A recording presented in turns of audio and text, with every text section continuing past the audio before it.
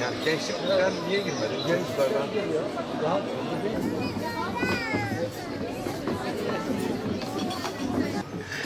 Bismillahirrahmanirrahim.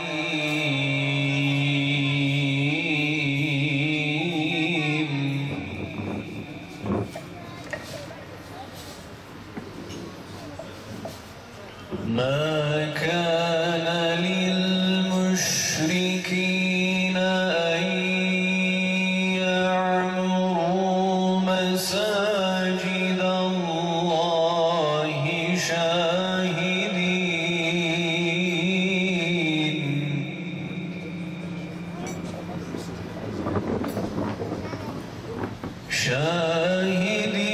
alâ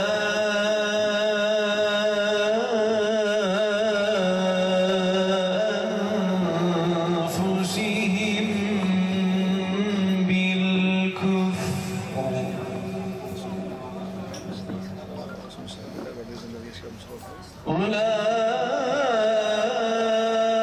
أولئك حبطت أعمالهم وفي النار هم خالدون.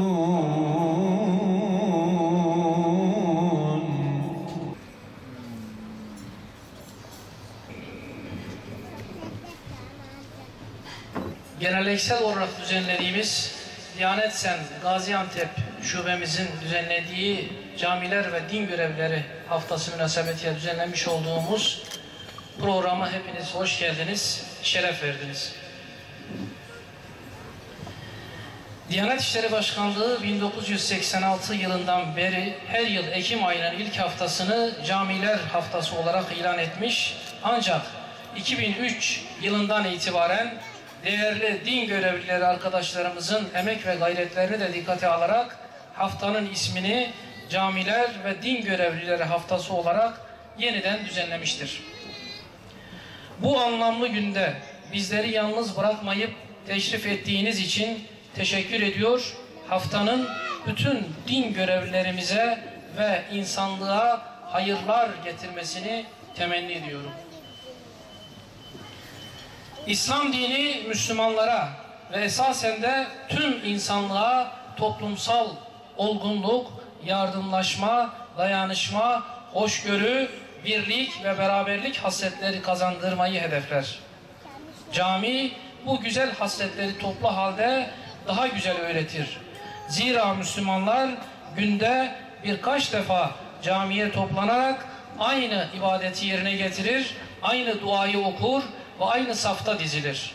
Bu tablo onlar arasındaki sınıf, zenginlik, fakirlik, makam, mevki ve şöhret farklılıklarını ortadan kaldırır. Cami görevlilerin hizmet ve faaliyetleri cami cemaatiyle sınırlı olmayıp toplumun bütün kesimlerine yöneliktir. Bu görevlilerimiz manevi sorumluluğu ağır bir görev yürütmektedirler. Onlar İslam dininin doğru bir şekilde anlatılmasında, cemaatin huzurlu bir şekilde ibadetini yapmasında büyük özveriyle çalışmaktadırlar. Cami içi ve cami ile bağlantılı hizmetler birlikte düşünüldüğü zaman İmam Hatip ve müezzin kayımların nedenli büyük ve zor bir görev yürüttükleri görülmektedir. İnsanları aklı selimin kabul edeceği güzelliklerle dolu bir hayat anlayışına ulaştırma, onları dünyaya geliş gayelerine yöneltme ve Rableriyle buluşturma, onları kulluğun zirvesine ulaştırarak dünyada ve ahirette mutlu etme hizmetidir. Din görevlisi mihrapta imam, rahlede hafız, minberde ve kürsüde vaizdir. Bazen de kazma ve kürekle çalışan insandır. Bazen yurt savunmasında sütçü imam gibi mücadelede yurdunu düşmana teslim etmeyen bir önderdir. Çünkü ona göre zulme ve haksızlığa sıkılan kurşun karanlığa yakılan bir ışıktır. Gazali Hazretleri imamdır. Ebu Hanife Hazretleri imamdır. Şafii ve Maliki ve Ahmet bin Hanbel Hazretleri imamdır. İmamlık bir meslek ise belki de ulaşılabilecek en ulvi meslektir. Yaklaşık bir yıldır, işte bir yıl biraz geçti buradayız. Hepimizin bir mücadelesi var. Mücadele şu arkadaşlar. Dinimizi toplumun çocuklarına, gençlerine, yetişkinlerine, değil mi? Yaşlılarına, her kesimine en güzel şekilde ama en güzel üslupla anlatabilmek. Bunu benim Kur'an kursundaki hocanım kardeşim, mihraptaki İmam Hatip kardeşim, mahfildeki müezzin kardeşim, kürsüdeki vaiz kardeşim, işte müftü. Arkadaşlar, Gaziantep'te güzel bir potansiyel var. Enerji var. Ama o enerji sinerjiye, yani aksiyona, bizim ekstra gayretlerimizle dönüyor. Malumunuz yine imarın tabii iki yönü var. İmar, umre aynı kökten, aslında ömre ömür katmak demek bir manada. Bir maddi imarı var, bir de manevi imarı. Maddi imarının mimarları var, mühendisleri var. Onların konusu aynı zamanda demir, çimento, kum, ahşap vesaire. Manevi mimarları da sizlersiniz. Bizim konumuz da gönüller, akıllar, duyular, duygulara hitap ediyorsunuz, manevi mimarlarsınız.